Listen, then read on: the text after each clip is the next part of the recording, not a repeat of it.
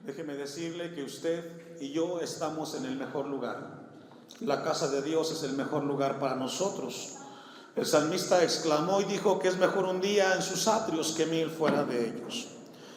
Esta porción que hemos leído es muy importante, lo que esta mañana Dios va a hablarnos en este pasaje de Eclesiastés. Alguien refirió y dijo que la paradoja es un hecho que parece contrario a la lógica. Esa es una paradoja. Y encontramos a Salomón, que escribe este libro de Eclesiastés, y vivimos en un mundo en el cual se caracteriza por muchas cosas que son predecibles. Por un lado, nosotros en los días, si mañana Dios nos concede la vida, saldremos a trabajar, recorreremos el mismo lugar, volviendo de regreso, y tal pareciera que la vida es muy predecible. Por otro lado, encontramos que este mundo en el cual nos encontramos vive una vida muy rutinaria. Se levanta en la mañana con el afán de ir a trabajar, el mismo trabajo, hacer las mismas cosas, regresar casi siempre a la misma hora, encontrando las mismas cosas en el camino. Y pareciera que este mundo es un mundo muy monótono, que nuestra vida sea muy monótona. Yo no sé si a usted le pasa y llega el momento en el cual dice: mi vida es tan predecible, ya sé lo que mañana va a pasar. Me voy a levantar por la mañana, en el caso de las hermanas, me tocará hacer el desayuno para mis hijos, para mi esposo, hacer el quehacer, lavar, y ya me sé el ABC de mi vida. Tal pareciera que esa es nuestra vida, ¿cierto? En el caso de los varones, se levantarán a hacer sus quehaceres para irse al trabajo, y a la hora que se van para regresar a la misma hora. Pero por otro lado, encontramos que en esta vida en la cual vivimos hay circunstancias las cuales rompen la lógica de nosotros. Encontramos en este mundo que hay personas las cuales se esfuerzan en el trabajo, haciendo su mejor esfuerzo para ser promovidos, y llega el momento que, buscando aquella promoción, se la dan al amigo o al compadre del jefe, y él es el que recibe el beneficio, siendo que ese amigo del jefe es el menos apropiado porque es el que menos trabaja, pero por la razón de ser compadre del jefe es el que recibe ese beneficio. Y usted dice: eso es increíble. Vivimos en un mundo paradójico. Esa es la paradoja del mundo. Y nos preguntamos por qué pasan cosas de esa manera. Encontramos padres piadosos que tienen hijos rebeldes. Tenemos hijos piadosos que tienen padres rebeldes. Y eso lo define el diccionario como una paradoja. Vivimos en un mundo en el cual nosotros no logramos entender esa parte. Porque el que es malo le va bien, y el que es justo le pasa a vivir tantas experiencias desagradables. No sé cuántos de ustedes han logrado visualizar eso. Eclesiastés capítulo 8, versículo 14, ya adelantito. Dice Salomón: hay vanidad que se hace sobre la tierra, que hay justos a quienes sucede como si hicieran obras de impíos, y hay impíos a quienes acontece como si hicieran obras de justos. Digo que esto también, que dice, es vanidad. Lo que Salomón está hablando en Eclesiastés capítulo 8, versículo 14, habla de que hay gente que es justa y es buena, pero le va mal. Revisando la historia, leía el caso de Joseph Stalin. Murió a los 75 años, dejando un rastro de sangre de más de 3 millones de personas en la antigua Unión Soviética. Por otro lado, Jim Elliot, un misionero estadounidense que fue martirizado por llevar el evangelio a unas tribus de Ecuador. Por otro lado, encontramos a Bertrand Russell, un ateo que murió a los 98 años de edad, y un siervo de Dios como Murramachín murió a los 30 años. Esa es la paradoja. Y alguien pensara: ¿Cómo es de que teniendo un Dios tan perfecto y tan soberano, nos toca experimentar en este mundo circunstancias de esta manera? Yo no sé si en su vida le ha pasado esa inquietud. Porque hay gente que yo veo que van al templo y les pasan tantos problemas, y hay gente que ni siquiera lee la Biblia y conoce de Dios y le va tan bien. Vamos a ver en esta mañana, con la ayuda de Dios, cómo la Biblia nos enseña a nosotros cómo debemos de vivir en este mundo de paradojas y complicado. Hay jóvenes que se preparan para un examen y se quemaron las pestañas haciendo un esfuerzo y reprobaron. Y llega un joven que ni siquiera estudió, pero por ser amigo del director pasó el examen. Son paradojas. Vamos a ir al Salmo 73. Dejo un apartado, vamos a tener una introducción al pasaje. En el Salmo 73 encontramos a Asaf, el cual le tocó ver con su vida las paradojas de esta tierra. Una vez más tenemos que no perder de vista lo que significa una paradoja, que es lo que Dios quiere hablarnos a nosotros. Una paradoja es un hecho que parece contrario a la lógica. El hombre, por un lado, ha construido naves importantes y ha podido llegar hasta descubrir ciertas cosas fuera de este mundo. Y por otro lado, le cuesta mucho comunicarse con el vecino que tiene a 5 metros. Es una paradoja. Somos capaces de inventar una nave y viajar fuera del espacio y descubrir otras cosas. Y aquí donde vivimos nos cuesta comunicarnos con la esposa, porque hay quienes que con la esposa se comunican a gritos y a groserías. Son paradojas de la vida.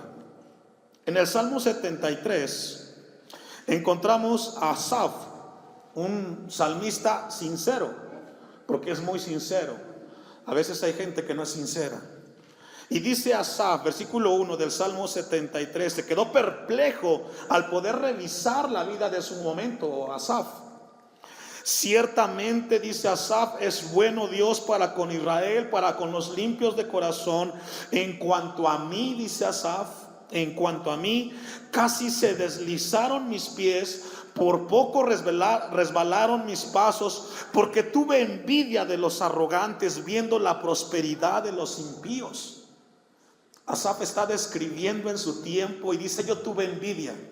Como muchos cristianos quizás tienen envidia de aquellos que no son hijos de Dios y que les va bien y quisieran vivir la vida de ellos. Asaf dice: yo tuve envidia de los arrogantes, viendo la prosperidad de los impíos, porque no tienen congojas por su muerte, pues su vigor está entero. No pasan trabajos como los otros mortales y no son azotados como los demás hombres. Es una paradoja. Hay gente que se levanta a las 10 de la mañana, almuerza al mediodía y va 1 hora a hacer un trabajo y ganó mucho más que aquel que se levantó a las 5 de la mañana y tuvo que recorrer una gran distancia y tuvo que trabajar muchísimo más. Y eso es lo que está aquí hablando Asaf. Hay gente que ni siquiera se mueve y gana tanto dinero. El caso es, por ejemplo, de los artistas o de los deportistas, que quizás ni siquiera han estudiado y tienen un talento como la voz. Y por otro lado vemos a científicos, a maestros, a médicos que trabajan y estudian toda su vida y no se compara el sueldo del uno con el otro. Y Asaf tuvo envidia, dice el versículo 3. Versículo 4, porque no tienen congojas por su muerte, pues su vigor está entero. No pasan trabajos como los otros mortales, ni son azotados como los demás hombres. Versículo 17, hasta que entrando en el santuario de Dios, comprendí, que dice, el fin de ellos. Cuando vio la perplejidad del mundo, Asaf dice: hasta que llegué en la presencia de Dios, entendí cuál sería el fin de ellos. Vamos a ir a Deuteronomio capítulo 4, versículo 40. La manera como este mundo se se conduce, hermanos, a muchos de nosotros nos perturba el corazón. Muchos cristianos son perturbados como este mundo se conduce, sobre todo cuando parece que no encaja con aquellas cosas que la Biblia habla. Deuteronomio capítulo 4, versículo 40, dice así. Aquí lo que está hablando el contexto es que si tú guardas las cosas de Dios, te irán bien. Dice versículo 40, y guarda sus estatutos y sus mandamientos, los cuales yo te mando hoy, para que te vaya bien y a tus hijos después de ti, y prolongues tus días sobre la tierra que Jehová tu Dios te dará para siempre. Encontramos un pasaje donde la Biblia habla y enseña que tenemos que guardar las cosas de Dios, y el resultado de guardar nos irá bien, pero no siempre sucede así. Nos esforzamos en el sentido de obedecer lo que Dios nos pide. Su palabra nos deja una enseñanza, y procuramos como hijos de Dios ser fiel a la palabra de Dios, pero resulta que nuestros hijos no quieren saber de Dios. Y uno se pregunta, ¿pero qué hice mal?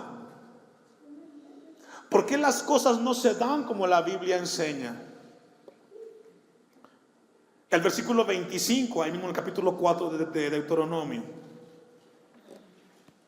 Cuando hayas engendrado hijos y nietos, y ya hayas envejecido en la tierra, si os corrompiereis e hiciereis escultura o imagen de cualquier cosa, e hiciereis lo malo ante los ojos de Jehová vuestro Dios, lo malo ante los ojos de Jehová vuestro Dios, para enojarlo, yo pongo hoy por testigos al cielo y a la tierra, que pronto pereceréis totalmente de la tierra. Y lo que estamos leyendo es de que hacer las cosas que agradan a Dios te irá bien, hacer lo contrario te traerá una consecuencia negativa, pero no siempre sucede así. Hay ministros que se lucran de las cosas de Dios, su vida es un desastre, pero tienen iglesias llenas. ¿Por qué? Eso es lo que encontramos en este mundo caído, consecuencia del pecado del hombre. Pero Dios nos llama a nosotros cómo vivir en medio de este mundo que a veces no entra dentro de la lógica. Vamos a regresar ahora sí para iniciar el texto, Eclesiastés 7, versículo 15.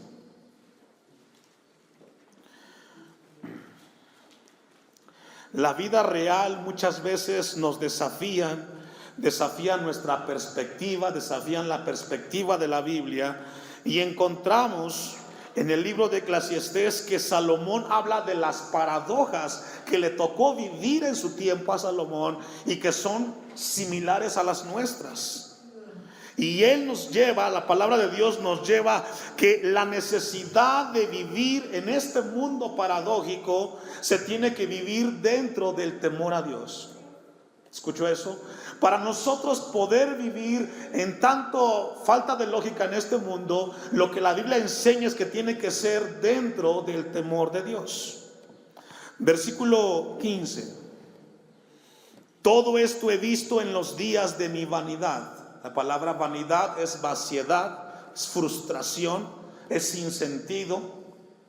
Y Salomón dice: todo esto he visto en los días de mi vida, de mi vanidad, perdón. Justo hay que perece por su justicia, y hay impío que por su maldad alarga sus días. Es una paradoja. Salomón lo vio en su momento, y dice que esto fue lo que vio en sus tiempos, que hay justo que hace cosas buenas, pero perece por hacerlo. Y hay gente que es impía, que hace la maldad y vive mucho tiempo. Ya veíamos el caso de Stalin y de Bertrand Russell. Gente que no tuvieron temor de Dios, pero vivieron muchísimos años. Y gente que tiene temor de Dios, que sirve a Dios, mueren a temprana edad. Y Salomón es lo que está describiendo. Versículo 16. No seas demasiado justo, dice Salomón, ni seas sabio con exceso, porque habrás de destruirte. Salomón en este pasaje nos habla de de que no seas demasiado justo. Obviamente en el contexto judío, recordemos que Dios deja 10 mandamientos. Pero dentro del cuarto mandamiento, que dice que 6 días trabajarás, pero el séptimo día será un día de reposo, un día para el Señor. En ese mandamiento cuarto, los judíos anexaron o añadieron 35 mandamientos más para poder cumplir eso. Y es lo que Salomón quiere hablar en el versículo 16: no seas demasiado justo. En ese caso del cuarto mandamiento, que Dios habla a su pueblo que trabajará 6 días y el séptimo será reposo, ellos, los judíos, determinaron como pueblo qué significa reposar ese día. Y déjenme darle la lista, lo que significa reposar para los judíos. En el séptimo día, los judíos dicen que no tiene que ararse, ni plantar, ni segar, ni cosechar, ni trillar, ni aventar, ni seleccionar. Según los judíos, su tradición, si alguien está comiendo en el día de reposo y tienes verdura y tienes carne y tienes fruta, tú no puedes quitar la verdura o la fruta del plato, porque eso ya es un trabajo y ya estás pecando contra Dios. Si alguien va caminando y pasas enfrente de un árbol frutal y se cae una manzana, esa manzana, según los judíos, ya pecó porque se cayó en el día de reposo. Y lo que Salomón quiere hablar en el versículo 16 dice: no seas demasiado justo. Hay gente que trata y es muy severa con ellos. Yo he conocido gente que cuando quiere vivir la vida cristiana son tan escrupulosos con su vida, que a veces hasta pecan de hacerlo, tan exagerados en su manera de vivir. Ahora, tampoco malinterpreta. No tenemos que dejar de lado vivir una vida de temor a Dios. Pero habla de un balance. No ser demasiado justo contigo mismo, exigirte tantas cosas, porque entonces perderás el centro. Ni seas demasiado sabio, dice, con exceso, porque habrás de destruirte. Porque cuando llegamos a ese punto de ser demasiado justo, yo me encontraba estas preguntas. ¿Cómo saber si estamos leyendo la Biblia lo suficientemente? ¿Cómo saber si estamos orando el tiempo suficiente? ¿Cómo saber si estamos ofrendando lo suficiente? Una vez más, no malinterpretemos y dejemos de hacerlo, no. Sino lo que Salomón habla de hacer las cosas con exceso y con demasía. Versículo 17. No hagas mucho mal, ni seas insensato. Hay quien dijo en una ocasión acerca del pecado: cuando alguien hace el mal, hasta un poco es demasiado. Y lo que Salomón dice: no hagas mucho mal. La idea aquí en el texto no es que se nos permite hacer lo malo, sino que lo que Salomón quiere es que no entreguemos nuestra vida a la maldad y el corazón al pecado. Porque cuando lleguemos a hacer las cosas que no agradan a Dios, llegará el momento que vamos a cosechar lo que sembramos. Por eso Salomón dice: no hagas mucho mal, porque tu corazón no dejes que sea entregado a la maldad, porque llegará el momento que vas a cosechar lo que has sembrado. Versículo 18. Bueno es que tomes esto y también de aquello, no apartes tu mano, porque aquel a que Dios teme saldrá. ¿Qué dice? Cuando Salomón dice en el versículo 18, bueno es que tomes de esto, está hablando del versículo 16. Y tomes de aquello, habla del versículo 17, es decir, no seas extremista en tu vida, ten un equilibrio. Y también de aquello no te apartes. No apartes tu mano, porque aquel a que Dios teme, que dice, hermanos, saldrá bien librado. Vivir en el temor de Dios nos ayudará a salir bien librados en las paradojas de esta vida. Ahora, ¿qué es vivir en el temor de Dios? Esto lo hemos dicho muchas veces. Vivir en el temor de Dios significa vivir con una conciencia que Dios nos está viendo todo el tiempo. ¿Escuchó eso? Vivir en el temor de Dios es saber que cuando estoy a punto de pegarle a mi esposa, Dios me está viendo y no lo voy a hacer. Vivir en el temor de Dios significa que cuando estoy a punto de robar algo al prójimo, no lo voy a hacer porque Dios me está viendo. Si el mundo fuera consciente que Dios lo ve, no haría el mundo lo que hace regularmente. Salomón dice que ese será el balance. Mire lo que dice Eclesiastés capítulo 12 versículo 13. Vaya conmigo. El último capítulo de Eclesiastés, tal pareciera que el versículo 18 del capítulo 7 se adelanta a la conclusión del libro de Eclesiastés. Y dice el capítulo 12, versículo 13, el fin de todo el discurso oído es este: teme a Dios y guarda sus mandamientos, porque este es el todo del hombre. Porque Dios traerá toda obra a juicio, y juntamente con toda cosa encubierta, sea buena o qué dice. La Biblia es muy clara y nos habla a nosotros esta mañana que vivir dentro del temor de Dios nos ayudará a nosotros a salir librados de todas las cosas, iglesia, en medio de este mundo tan fuera de la lógica y que nos deja perplejos a nosotros. Vamos a Eclesiastés capítulo 7 versículo 19. La sabiduría fortalece al sabio más que 10 poderosos que haya en una ciudad. Salomón está en este momento balanceando lo que está diciendo en el versículo 16 y 17, y dice que es fuerza o es sabio encontrar una persona más que 10 poderosos. Mire, encontrar un buen líder en una ciudad es difícil. Encontrar 10 es casi imposible. Pero Salomón dice que es mejor la sabiduría de un sabio que 10 consejeros, que 10 personas. Ahora, ¿por qué? Porque el hombre que usa la sabiduría de parte de Dios tendrá la fortaleza para cuidar su vida.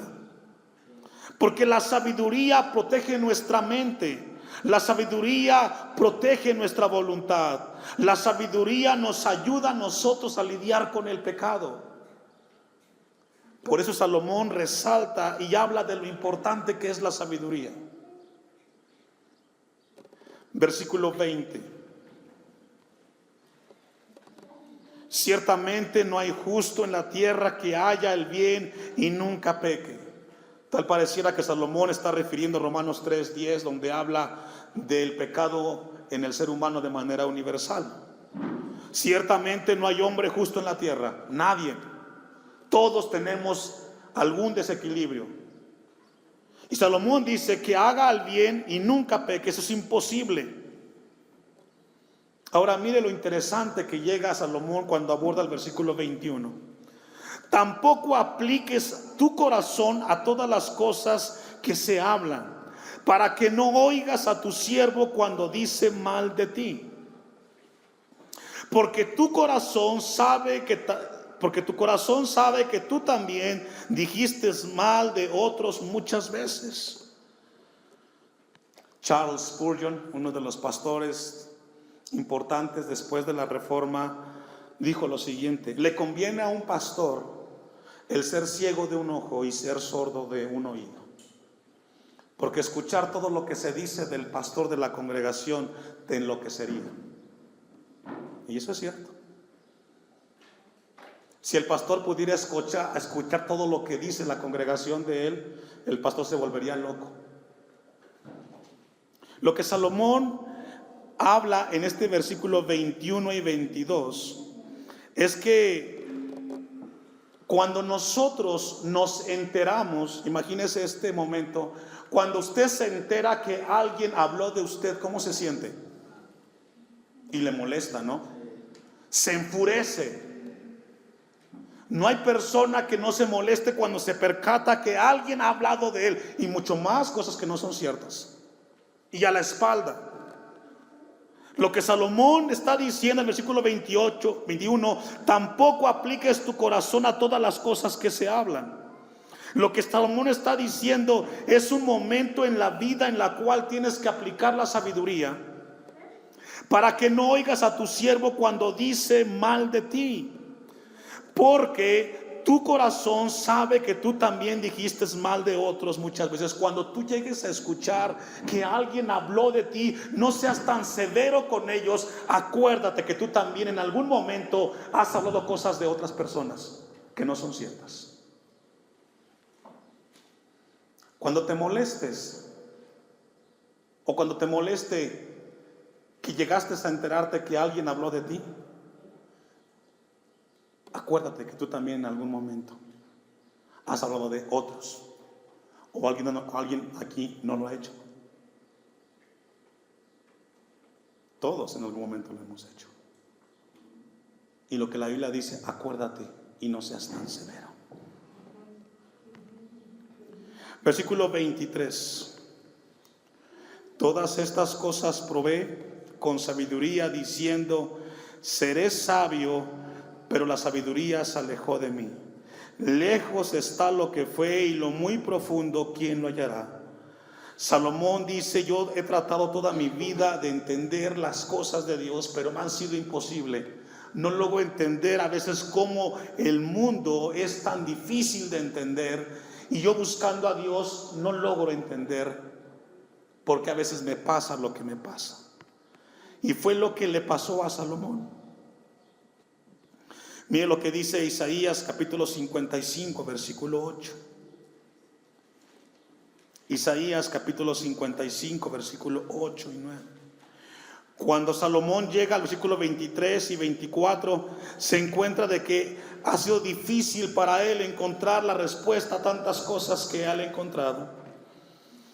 Y Isaías 55, 8 dice, porque mis pensamientos no son vuestros pensamientos, ni vuestros caminos mis caminos, dijo Jehová. Como son más altos los cielos de la tierra, que la tierra, así son mis caminos más altos que vuestros caminos, y mis pensamientos más que vuestros pensamientos. Lo que dice Isaías es de que Dios piensa muy diferente a como pensamos nosotros. Porque para Dios, en cada circunstancia del hombre, siempre habrá un bienestar para el mismo Hijo de Dios. Recuerda lo que dice Romanos 8:28, los que aman a Dios, todas las cosas que, aun aquellas en las que te equivocas, Dios las utiliza para bien. Y fue lo que Salomón llega en Eclesiastés, donde dice, yo intenté entender las cosas de Dios, pero no logré comprenderlas. Dios tiene una buena razón para que siempre maneje nuestra vida como la viene manejando. Vamos a ir concluyendo a Eclesiastés capítulo 7, versículo 25. Eclesiastés capítulo 7, versículo 25. Me volví y fijé mi corazón para saber y examinar e inquirir la sabiduría y la razón, y para conocer la maldad de la insensatez y el desvarío del error. Salomón dice, me puse a investigar cómo es que este mundo camina en su maldad. Pero me di cuenta que la maldad cada vez llegó a ser insensatez y el desvío llegó al error. Mire lo que dice Eclesiastés capítulo 7, versículo 29, allá adelantito. He aquí, dice Salomón, versículo 29, he aquí, solamente esto he hallado. Después de investigar todo lo que habla en el 25, he aquí, solamente esto he hallado, que Dios hizo al hombre, ¿cómo lo hizo? Recto. Pero ellos buscaron, ¿qué dice? Esta es una cruda realidad del ser humano. Dios nos creó de una manera en la cual camináramos en armonía, pero el hombre todo lo que toca lo destruye.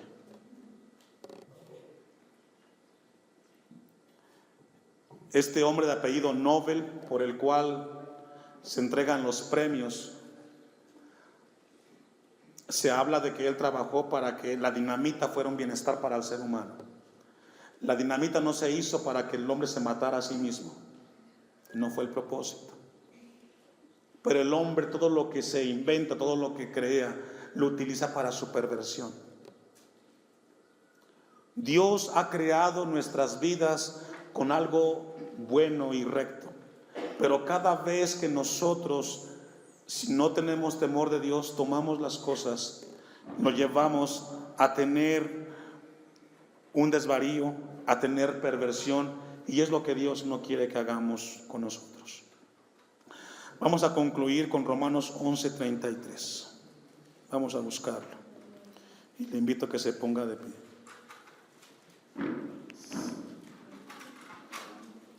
Romanos capítulo 11, versículo 33.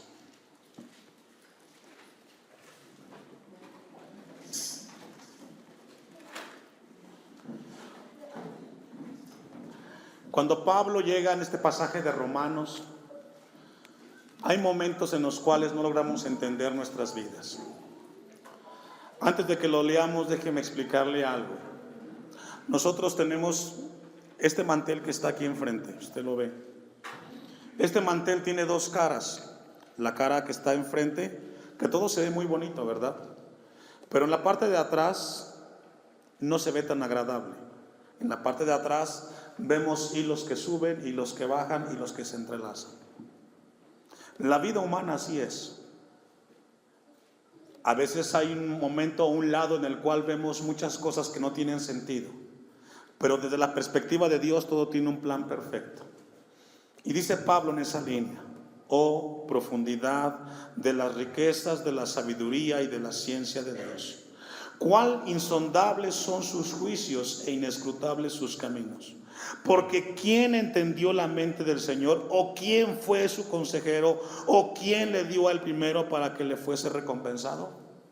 La respuesta es nadie, porque Él es Dios. Él sabe lo mejor para nosotros. Lo que encontramos después de revisar su palabra esta mañana es vivir en el temor de Dios, porque Él tendrá cuidado de nosotros. Aun cuando la lógica en este mundo no pareciera la correcta, Dios guarda de su pueblo. Vivamos en el temor de Dios. Vivamos en la conciencia que Dios ve qué hacemos y cómo hacemos las cosas. Amén.